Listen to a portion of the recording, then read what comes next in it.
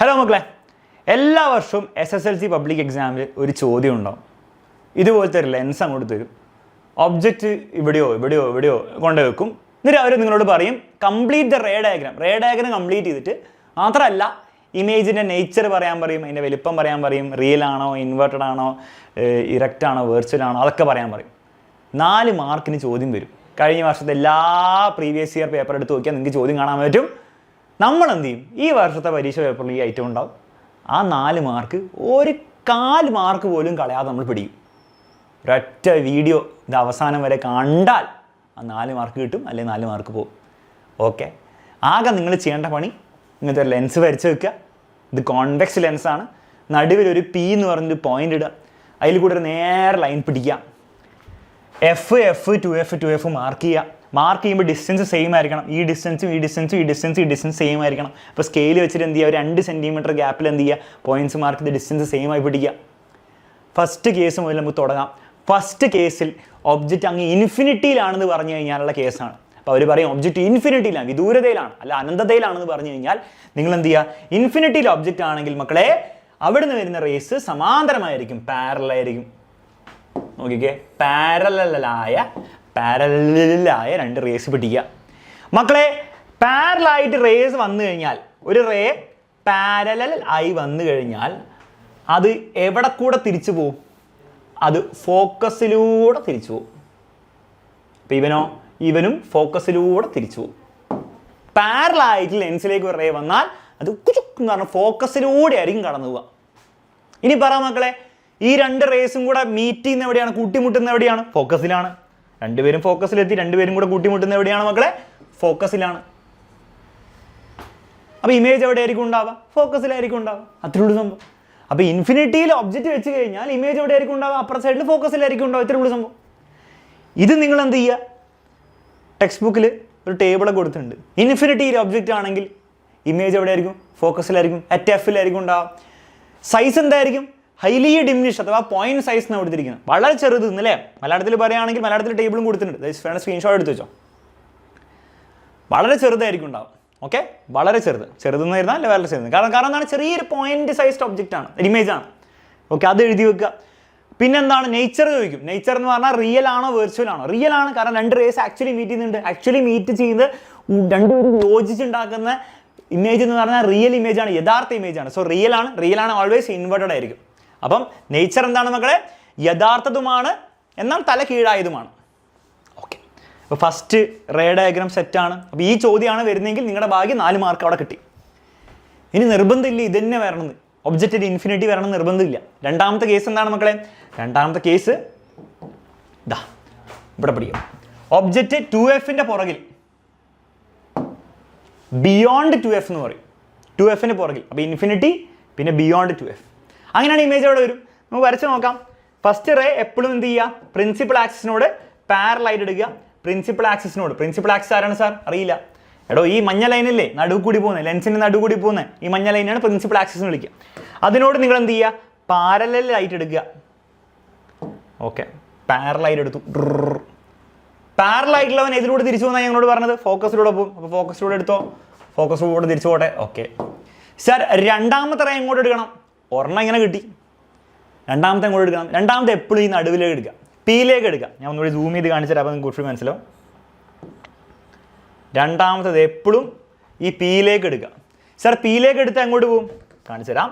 പിയിലേക്ക് എടുത്താൽ എങ്ങോട്ടും പോവില്ല, അത് നേരെ തന്നെ പോകും. അതായത് ഒരു വ്യതിയാനം ഉണ്ടാവില്ല, ഒരു ഡീവിയേഷനും ഇല്ലാണ്ട് നേരെ തന്നെ അതിൻ്റെ ഉള്ളിൽ കൂടെ അവിടെ ലെൻസ് ഉണ്ടെന്ന് പോലും തോന്നുന്നില്ല. നേരെ ലൈൻ വരച്ചാൽ മതി, അത്രേ ഉള്ളൂ.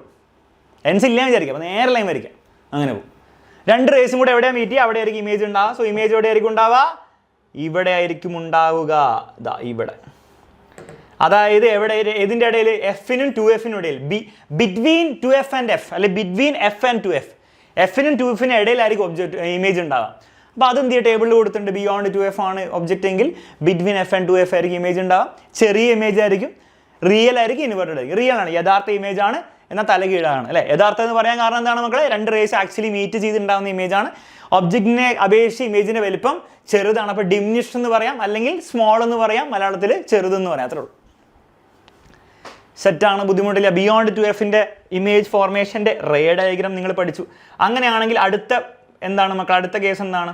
ബിയോണ്ട് 2F നിങ്ങൾ പഠിച്ചു. ഇനി 2Fൽ വെച്ച് കഴിഞ്ഞാൽ എന്തായിരിക്കുന്നതാണ് അടുത്ത കേസ്. ഒബ്ജക്റ്റ് 2Fലാണ് മക്കളെ. 2Fലാണ് ബൈഹാർട്ട് പഠിച്ചോ, അപ്പുറത്ത് 2Fൽ തന്നെയാണ് വരിക. ഇവിടെ 2Fൽ വെച്ച് കഴിഞ്ഞാൽ അപ്പുറത്തും 2Fലാണ് വരിക, സെയിം സൈസ്. അപ്പോൾ ആ ഒരു ബോധം നേരത്തെ തന്നെ ഉണ്ടെങ്കിൽ നല്ലതാണ്. ഇനി റേ ഡയഗ്രാം എന്ത് ചെയ്യാം, നമ്മുടെ നേരത്തെ പറഞ്ഞ ലോജിക്കലി വരയ്ക്കുക. പാരലായിട്ട് ഒരെണ്ണം പിടിക്കുക. പാരലായിട്ട് പിടിച്ചാൽ ഇതിലൂടെ പോകും, ഫോക്കസിലൂടെ പോട്ടെ. ഓക്കെ സാർ, ഫോക്കസിലൂടെ പറപ്പിച്ചു വിടുക. നെക്സ്റ്റ് എവിടേക്കാണ് പിടിക്കേണ്ടത്? നെക്സ്റ്റ് നേരെ പിയിലേക്ക് പിടിക്കുക. പിയിലേക്ക് പിടിച്ച് ഒരു വ്യതിയാനം ഉണ്ടാവില്ല, നേരെ അങ്ങോട്ട് പോകും. ഒരു വ്യതിയാനം ഉണ്ടാവില്ല, ഒരു ഡീവിയേഷൻ ഉണ്ടാവില്ല, നേരെ പോകും. 2 റേസും കൂടെ മീറ്റ് ചെയ്യേണ്ടത് എവിടെയാണ്? 2Fലാണ്. ഏതാണ്ട് 2Fൽ തന്നെയാണ് വന്നത്. ഇനി വന്നില്ലെങ്കിൽ അവിടേക്ക് വരുത്തുക. ആ പണി നിങ്ങൾ ചെയ്യണം. ഇവിടെ ഭാഗ്യത്തിന് വന്നു, കറക്റ്റ് ആയിട്ടില്ല, എല്ലാ മെഷർമെൻറ്റും 100% കറക്റ്റാണ്, കറക്റ്റ് വന്നോളൂ. വന്നില്ലെങ്കിൽ നിങ്ങൾ അഡ്ജസ്റ്റ്മെൻറ്റ് ചെയ്യാം. ഓക്കെ, അപ്പോൾ എവിടെയാണ് ഇമേജ് വന്നിരിക്കുന്നത്? 2Fൽ തന്നെയാണ് ഇമേജ് വന്നിരിക്കുന്നത്. അപ്പോൾ ഒബ്ജക്റ്റ് 2Fലാണ്, ഇമേജ് 2Fലാണ്, സെയിം സൈസാണ്. 2 റേസ് ആക്ച്വലി മീറ്റ് ചെയ്യുന്നതുകൊണ്ട് റിയൽ ഇമേജ് ആണ്, യഥാർത്ഥ ഇമേജ് ആണ്. അതും ആ ടേബിളിൽ കൃത്യമായിട്ട് കൊടുത്തിട്ടുണ്ട്. 2Fലാണ്, 2Fലായിരിക്കും, സെയിം സൈസ് ആയിരിക്കും, റിയൽ ഇൻവെർട്ടർ ആയിരിക്കും. 3 കേസ് പഠിച്ചു. ഇനി 3 കേസും കൂടി പഠിച്ചാൽ ഇവൻ്റെ കാര്യം തീരുമാനമായി.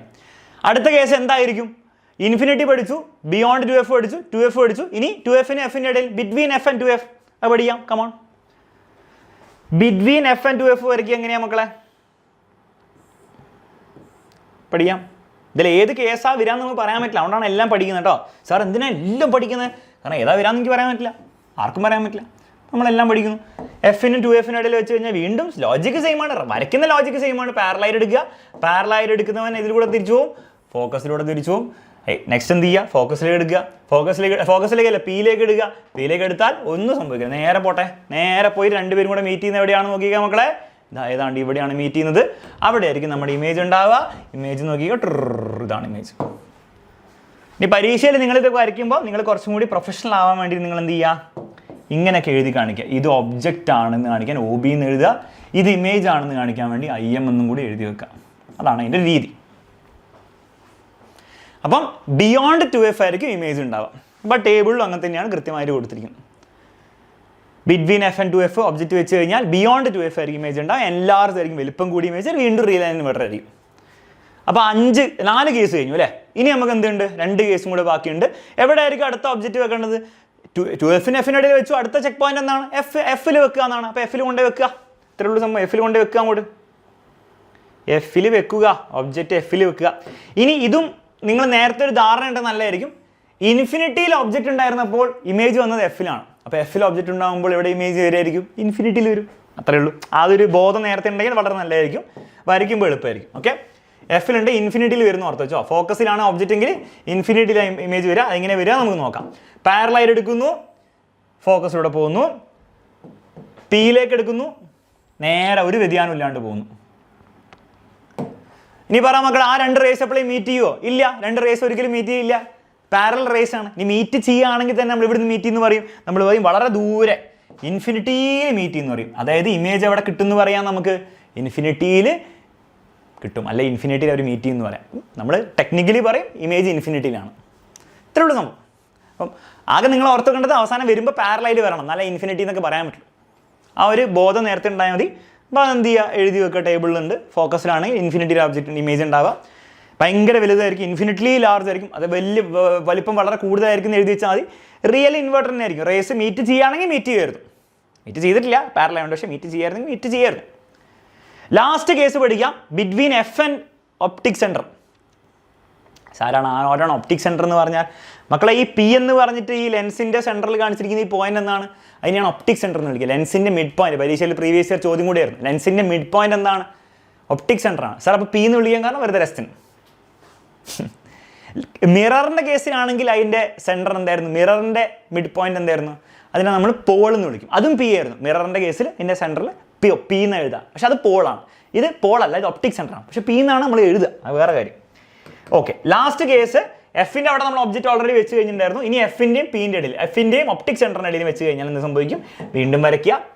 പാരലൈറ്റ് എടുക്കുക. പാരലൈറ്റ് എടുക്കുന്നവൻ ഒപ്റ്റിക് സെൻറ്ററിൽ അല്ല ഫോക്കസിലൂടെ പോകും. ഫോക്കസിലൂടെ പറപ്പിച്ചു വിടുക. ഇനി പിയിലേക്ക് എടുക്കുക. പിയിലേക്ക് എടുത്തവൻ നേരെ പോകും. ഇനി പ്രശ്നം എന്താ വെച്ചാൽ ഇത് രണ്ടാളും ഒരിക്കലും മീറ്റ് ചെയ്യില്ല. അപ്പോൾ ഇമേജ് ഉണ്ടാവുമോ?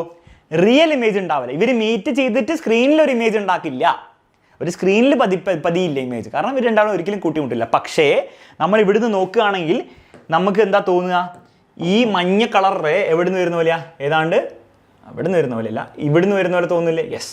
ഈ ഓറഞ്ച് കളർ സാധനം എവിടുന്ന് വരുന്ന പോലെ തോന്നും, ഏതാണ്ട് ഇവിടുന്ന് വരുന്ന പോലെ തോന്നില്ലേ? ആഹാ, അപ്പം നമുക്ക് എന്തുണ്ടാവും, ഒരു വെർച്വൽ ഇമേജ്. നമ്മുടെ കണ്ണെന്ത് ചെയ്യും, ഈ ലെൻസിൻ്റെ ഉള്ളിൽ ഒരു വെർച്വൽ ഇമേജ്, മിഥ്യയായിട്ടുള്ളൊരു ഇമേജ് എവിടെ കാണും, അതേ സൈഡിൽ കാണും. അപ്പം ഈ ആറാമത്തെ കേസ്, കോൺവെക്സ് ലെൻസിൻ്റെ ആറാമത്തെ കേസ് ഒരു സ്പെഷ്യൽ കേസാണ്. കാരണം ബാക്കിയുള്ളതെല്ലാം റിയൽ ഇമേജസ് ആയിരുന്നു, ആക്ച്വലി റേസ് വന്ന് മീറ്റ് ചെയ്തുണ്ടാകുന്ന ഇമേജ് ആയിരുന്നു. ഈ ആറാമത്തെ കേസിൽ മാത്രം ഒരു റിയൽ ഇമേജ് ഉണ്ടാവുന്നില്ല, കാരണം ഈ റേസ് മീറ്റ് ചെയ്യുന്നില്ല. പക്ഷേ ഇവിടെ നോക്കുമ്പോൾ രണ്ടും കൂടെ വരുന്നത് അവിടെ നിന്നായതുകൊണ്ട് നമ്മുടെ കണ്ണ് ഇവിടെ നോക്കുമ്പോൾ അവിടെ ഈ ഒബ്ജക്റ്റിന് പകരം അവിടെ വലിയൊരു ഒബ്ജക്റ്റ് ഇമേജ് കാണിച്ചു തരും. That is A virtual image.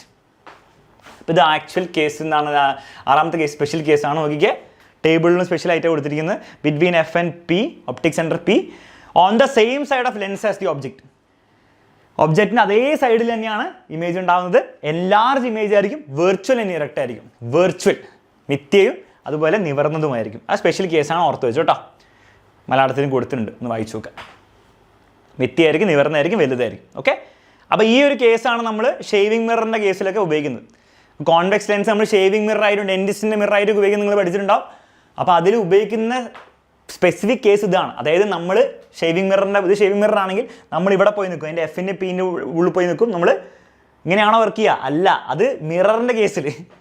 അപ്പോൾ അങ്ങനത്തെ മണ്ടത്തരൊന്നും എഴുതി വെക്കരുത്. അപ്പോൾ ഇങ്ങനെ ചിലവരെന്ത് ചെയ്യും, ആ കോൺവെക്സ് ലെൻസ് ഇങ്ങനെ എഫിൻ്റെ പീനോട് ചില മിററായിട്ട് ഉപയോഗിക്കാം, മറ്റേ ഡെൻറ്റിസ്റ്റ് മിററായി ഉപയോഗിക്കാമെന്ന് പറയും. പക്ഷെ അത് നിങ്ങൾ ഓർക്കേണ്ട എന്താണ് മക്കളെ, അത് കോൺകേവ് മിററിൻ്റെ കേസിലാണ് കേട്ടോ. അതിൽ ഒരു കണ്ടീഷൻ ഉണ്ട്, എഫിൻ്റെയും പീൻ്റെ ഇടയിൽ ഒബ്ജക്റ്റ് കൊണ്ടുപോയി വെച്ച് കഴിഞ്ഞാൽ അതെന്ത് ചെയ്യും മക്കളെ, അതിൻ്റെ ഉള്ളിൽ വലിയൊരു വെർച്വൽ ഇമേജ് കിട്ടും. ഈ ഒരു സംഭവമാണ് നമ്മൾ ഡെൻറ്റിസ്റ്റിൻ്റെ മിററിൻ്റെ കേസിൽ ഉപയോഗിക്കുക. ഓക്കെ, അപ്പോൾ ആ കൺഫ്യൂഷൻ വരാൻ പാടില്ല. ഡെൻറ്റിസ്റ്റിൻ്റെ മിററിലും അതുപോലെ ഷേവിംഗ് മിററായിട്ട് ഉപയോഗിക്കുക. കോൺകേവ് മിററിൻ്റെ എഫിനും പീൻ്റെ ഇടയിൽ വരുമ്പോൾ അതിൻ്റെ ഉള്ളിൽ എൻലാർജ് വെർച്വൽ ഇമേജ് വരുന്ന സിറ്റുവേഷനാണ്. ലെൻസിൻ്റെ കേസിൽ ഇത് എവിടെ ഉപയോഗിക്കുക, ഈ ഒരു കണ്ടീഷൻ ഡെൻറ്റിസ്റ്റ് മിററിലൊന്നുമല്ല, ഇത് എവിടെ ആയിരിക്കും ഉപയോഗിക്കുക? നിങ്ങൾ ആലോചിച്ച് നോക്കുക, നിങ്ങൾക്ക് ഒരു സാധനം നിങ്ങളിവിടെ നോക്കുമ്പോൾ അതിനെ വലുതായിട്ട് കാണുന്നു, അത് എവിടെയായിരിക്കും ഉപയോഗിക്കുക? മൈക്രോസ്കോപ്പിൽ നിങ്ങളൊരു ബാക്ടീരിയനെ വെച്ചിട്ട്, ഇത് മൈക്രോസ്കോപ്പിൽ ലെൻസാണ് ഇമാജിൻ ചെയ്യുക, ഇവിടെ ഒരു ബാക്ടീരിയ കൊണ്ടുവച്ചു, പക്ഷെ നിങ്ങൾ കാണുമ്പോൾ ബാക്ടീരിയ വലുതായിട്ട് കാണും. മൈക്രോസ്കോപ്പിന് ലെൻസ് എന്താണ്? കോൺവെക്സ് ലെൻസാണ്. ടെലിസ്കോപ്പ് ഇങ്ങനെ തന്നെയാണ്. ടെലിസ്കോപ്പ് എന്താണ്? വലുതാക്കി കാണിച്ചിരുന്ന സാധനങ്ങൾ, ദൂരെയുള്ള സാധനങ്ങളെ. അപ്പോൾ ടെലിസ്കോപ്പിലും മൈക്രോസ്കോപ്പിലൊക്കെ ഏതാണ്? കോൺവെക്സ് ലെൻസിൻ്റെ ഈ ആപ്ലിക്കേഷനാണ് ഉപയോഗിക്കുന്നത്. ചെറിയ സാധനത്തിന് വലുതാക്കി കാണിക്കും, പുറത്ത് വെക്കാം. ഇപ്പോൾ ഡെൻറ്റിസ്റ്റിൻ്റെ മിററും മറ്റേത് കോൺകേവ് മിററിലാണ്, ഇവിടെ ലെൻസാണ് കേട്ടോ. ആ മിസ്റ്റേക്ക് പലരും ഉണ്ടാക്കുന്നതുകൊണ്ടാണ് പറഞ്ഞിരുന്നത് കേട്ടോ. ഓക്കെ, അപ്പോൾ 6 കേസ് പഠിച്ചു വെക്കുക, വരയ്ക്കാൻ പഠിച്ചു വെക്കണം. പിന്നെ നേച്ചർ പറയാൻ പറയണം. നേച്ചർ എങ്ങനെയാണ് പറയാൻ പറ്റുക? വരച്ച് നോക്കിയാൽ മനസ്സിലാവും ഇത് ഒബ്ജക്റ്റ് എന്താണ്, ഇവിടെ ഇമേജ് ചെറുതാണ്, ഇവിടെ ഇമേജ് സെയിം സൈസാണ്, റിയൽ ആണ്, ഇൻവെർട്ടഡ് ആണ്, നമുക്ക് നോക്കി പറയാൻ പറ്റുന്നല്ലേ ഉള്ളൂ. ഇവിടെ മാത്രമേ ഉള്ളൂ വെർച്വൽ, ബാക്കിയൊക്കെ റിയൽ ആണ്. ഇനി ഇതേപോലെ തന്നെ കോൺവെക്സ് ലെൻസ് പഠിച്ചു. കോൺകേവ് ലെൻസിന് 2 കേസുള്ളൂ. മറ്റേത് 6 ഇവിടെ 2 കേസുള്ളൂ. ആ 2 പഠിച്ചു കഴിഞ്ഞാൽ പരിപാടി തീർക്കും. അപ്പോൾ 2 കേസും കൂടെ പഠിക്കാം മക്കളെ. ഫസ്റ്റ് കേസ് വീണ്ടും ഒബ്ജക്റ്റ് ഇൻഫിനിറ്റിയിലാണ്, പാരലായി 2 റേസിന് പിടിക്കുക, പാരലായി പിടിക്കുക. ഇവിടെ പാരലായിട്ട് വന്നു കഴിഞ്ഞാൽ സാധാരണ മറ്റേലാണെങ്കിൽ കോൺവെക്സ് ലെൻസിനാണ് ഫോക്കസിലൂടെ പോകുന്നല്ലേ, ഇവിടെ ഫോക്കസിലൂടെ പോവുകയല്ല ചെയ്യുക, ഈ ഫോക്കസിൽ നിന്ന് പോവുകയാണ് ചെയ്യുക. അപ്പോൾ ഈ ഫോക്കസിൽ നിന്ന് പോവായിരുന്നെങ്കിൽ ഏതാണ്ട് ഇങ്ങനെയല്ലേ പോവുക. അപ്പോൾ അത് കറക്റ്റായിട്ട് നമ്മൾ കാണിക്കണം. എന്ത് ചെയ്യുക? ഇവിടെ ഡോട്ടഡ് ലൈൻ കാണിക്കുക. അപ്പോൾ ഇവിടെ ഇങ്ങനെ വന്നിട്ട് ഡൈവേർജ് ചെയ്യും. കോൺവെക്സ് ലെൻസിലായിരുന്നെങ്കിൽ കൺവേർജ് ചെയ്തു ഫോക്കസിലേക്ക്. കോൺകേവ് ലെൻസ് ഡൈവേർജിങ് ലെൻസാണ്, ഡൈവേർജ് ചെയ്യും. മറ്റേത് കേന്ദ്രീകരിക്കുകയാണെങ്കിൽ ഇത് ഇങ്ങോട്ടെങ്ങനെ ആക്കി കളയും. പക്ഷേ എങ്ങനെ ആക്കും? പാരലായിട്ട് വരുന്നവനെ ഫോക്കസിൽ നിന്ന് തെറിപ്പിച്ച് വിടുന്ന പോലെ വിടും. അതായത് ലൈറ്റ് ഇവിടെ വന്നിട്ട് ഇങ്ങോട്ട് പോയി അങ്ങോട്ട് പോവല്ല ചെയ്യുക, ലൈറ്റ് ഇവിടെ വന്നിട്ട് നേരെ അങ്ങോട്ട് പോവുകയാണ് ചെയ്യുക. പക്ഷേ എവിടുന്ന് പോകുന്ന പോലെ തോന്നും, ഫോക്കസിൽ നിന്ന് പോകുന്ന പോലെ തോന്നും. ആ രീതിയിൽ വരയ്ക്കണം. അപ്പോൾ രണ്ടാമത്തെ എങ്ങനെ വരയ്ക്കണം? ആദ്യം തന്നെ ഡോട്ടർ ലൈൻ കൊണ്ട് വരയ്ക്കും, പണി എളുപ്പം. ഇവിടെ വരെ അത് വലിച്ചു വെക്കുക. അതിൻ്റെ ബാക്കിയായിട്ട് നിങ്ങൾ എന്ത് ചെയ്യുക? പാരലായിട്ട് ഇങ്ങനെ പോകുന്ന കാണിക്കുക. ഇനി പറ മക്കളെ, ഇവിടെ റിയൽ ഇമേജ് ഉണ്ടാവുമോ? ഒരിക്കലും ഉണ്ടാവില്ല. കാരണം ഈ റേ അങ്ങോട്ട് പോകുന്നു, ഈ റേ അങ്ങോട്ട് പോകുന്നു, അവർ രണ്ടാളും ഒരിക്കലും കണ്ടുമുട്ടാൻ പോകുന്നില്ല. രണ്ടും 2 വഴിക്കാൻ പോകുന്നത്. പക്ഷേ ഇവൻ വരുന്നത് ഇവിടുന്നും ഇവൻ വരുന്നത് ഇവിടുന്നായി തോന്നുന്നത് കൊണ്ട് നമ്മൾ ആക്ച്വലി എന്ത് ചെയ്യും? ഇവിടെ ഒരു വെർച്വൽ ഇമേജ് കാണും. നമ്മുടെ കണ്ണെന്ത് ചെയ്യും, ഇവിടെ ഒരു കുഞ്ഞ് വെർച്വൽ ഇമേജ് ഫോക്കസിൽ കാണിച്ചു തരും. അപ്പോൾ അതെന്ത് ചെയ്യുക, നമ്മൾ ടേബിളിൽ ഫില്ല് ചെയ്യുക. അറ്റ് ഇൻഫിനിറ്റി ആണ് ഒബ്ജക്റ്റ് എങ്കിൽ ഫോക്കസിൽ വരും. ഹൈലി ഡിമിനിഷ്ഡും പോയിന്റ് സൈസ്ഡ് ഒക്കെ ആയിരിക്കും. വളരെ വലിപ്പം കുറവായിരിക്കും ഉണ്ടാവുക, വളരെ ചെറുതായിരിക്കും ഉണ്ടാവുക. എന്നാൽ വെർച്വൽ ആയിരിക്കും, റിയൽ ഇമേജ് അല്ല, മിഥ്യ നിവർന്നതായിരിക്കും. ചെറിയ മിഥ്യയായിട്ടുള്ള ഇമേജാണ് ഉണ്ടാവുക.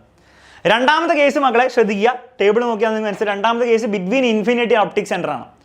അതായത് ഇവിടെ 2F F ഒക്കെ ഉണ്ട് എങ്കിൽ പോലും എന്താണ്, ഒറ്റ കേസ് നമുക്ക് പഠിക്കാനുള്ളൂ, എല്ലാത്തിനും കൂടി കോമൺ ആയിട്ട് ഇൻഫിനിറ്റിയുടെയും പീൻ്റെ ഇടയിൽ. അപ്പോൾ ഇവിടെ വേണം വരയ്ക്കാം, എവിടെ വേണമെങ്കിൽ നിങ്ങൾക്ക് ഒബ്ജക്റ്റ് വരയ്ക്കാം. ഞാൻ എന്ത് ചെയ്തു, ഞാൻ എനിക്ക് ഇഷ്ടമുള്ള അടുത്ത് ഇവിടെ വരച്ചു. എവിടെ വേണം വരയ്ക്കാം, കാരണം എല്ലാം സെയിം ആണ്. ഇൻഫിനിറ്റിയുടെ ഒപ്റ്റിക് സെൻറ്ററിൻ്റെ ഇടയിലെ എല്ലാ കേസിലും എന്താണ്, ആൻസർ ഒന്ന് തന്നെയാണ് കിട്ടാൻ പോകുന്നത്. ഇപ്പോൾ റേ ഡയഗ്രം വരച്ച് നോക്കാം. പാരലൈറ്റ് എടുക്കുക. പാരലൈറ്റ് എടുത്തു കഴിഞ്ഞാൽ ഫോക്കസിലേക്ക് പോവല്ല, ഫോക്കസിൽ നിന്ന് തെറിച്ച് പോകുന്ന രീതിയിൽ പോകും. ഫോക്കസിൽ നിന്ന് തെറിച്ച് പോകുമായിരുന്നെങ്കിൽ ഇങ്ങനെയല്ലേ പോയിട്ട് അങ്ങനെ പോവും.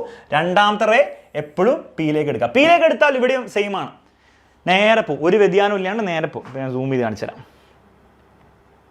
പിയിലേക്ക് എടുത്താൽ നേരെ തന്നെ പോകും. ഇനി പറഞ്ഞ മക്കളെ, ഇവർ രണ്ടാളും ഒരിക്കലും മീറ്റ് ചെയ്യില്ല, അപ്പോൾ റിയൽ ഇമേജ് ഉണ്ടാവില്ല. പക്ഷേ ഇവിടുന്ന് നോക്കുമ്പോൾ രണ്ടുപേരും കൂടെ എവിടെ മീറ്റ് ചെയ്യുന്ന പോലെയാണ്. ബാക്കോട്ട് എക്സ്റ്റെൻഡ് ചെയ്താൽ രണ്ടുപേരും ഇവിടുന്ന് വരുന്ന പോലെ തോന്നുക. സോ ഇവിടെ ഒരു വീണ്ടും ഇത് റിയൽ ഇമേജ് അല്ല, ആക്ച്വലി ഒരു റേ മാത്രമേ ഉള്ളൂ ശരിക്കും. മറ്റേ റേ എന്നാണ് ബാക്കോട്ട് നമ്മൾ എക്സ്റ്റെൻഡ് ചെയ്ത് തോന്നുന്നതാണ്. പക്ഷേ എങ്കിലും എന്താണ്, നമ്മൾ ഇവിടെ ഒരു വെർച്വൽ ഇമേജ് കാണും. എവിടെ, എഫിനും പിനും ഇടയിൽ ഒബ്ജക്റ്റിൻ്റെ അതേ സൈഡിൽ ഒരു ചെറിയ ഇമേജ് കാണും. Between infinity and optic centre ആണെങ്കിൽ ബിറ്റ്വീൻ എഫ് ആൻഡ് പി കാണും. പക്ഷേ വെർച്വൽ ഇരട്ടായിരിക്കും, ഡിമിനിഷ്ഡ് ആയിരിക്കും, വലിപ്പം കുറവായിരിക്കും. ഇതോടെ 8 കേസുകളും കഴിഞ്ഞു. ഇനി വേറൊന്നും ചോദിക്കാനില്ല. 6 ഇവിടെയും, ഇവിടുന്ന് 6ഉം അടുത്ത പേജിൽ ബാക്കിയുണ്ട്, 2 അവിടുന്ന് 8 കേസും അല്ലാണ്ട് വേറെ ഒന്നും പഠിക്കേണ്ട ആവശ്യമില്ല. 4 മാർക്ക് ഉറപ്പാണ്. അപ്പോൾ ഇനി നിങ്ങൾ ചെയ്യേണ്ട അത്രയേ ഉള്ളൂ. ഇതിപ്പോൾ എൻ്റെ കൂടെ നിങ്ങൾ ചിലപ്പോൾ ചെയ്തിട്ടുണ്ടാകും, പക്ഷേ ഇതിൽ ഓരോന്നും നിങ്ങൾ സ്വന്തമായിട്ട് പഠിക്കണം. അപ്പോൾ നിങ്ങൾക്ക് സ്വന്തമായിട്ട് 8 കേസും വരയ്ക്കാൻ പഠിച്ചാൽ 4 മാർക്ക് ഉറപ്പാണ്. ഓക്കെ, അപ്പോൾ ഈ വീഡിയോ നിങ്ങൾക്ക് യൂസ്ഫുൾ ആയെങ്കിൽ തീർച്ചയായും എന്ത് ചെയ്യുക, മക്കളെ കമൻറ്റ് ബോക്സിൽ അറിയിക്കുക, ഫ്രണ്ട്സിന് ഷെയർ ചെയ്യുക. ഇനി ഇതുപോലത്തെ വീഡിയോസ് വേണമെങ്കിൽ പറയാം. അത്രമാത്രം നിങ്ങൾ ചെയ്യേണ്ടതുള്ളൂ. ബാക്കി പോയി പരീക്ഷ തകർക്കാം. Bye and take care. നമുക്ക് ഇനിയും കാണാം.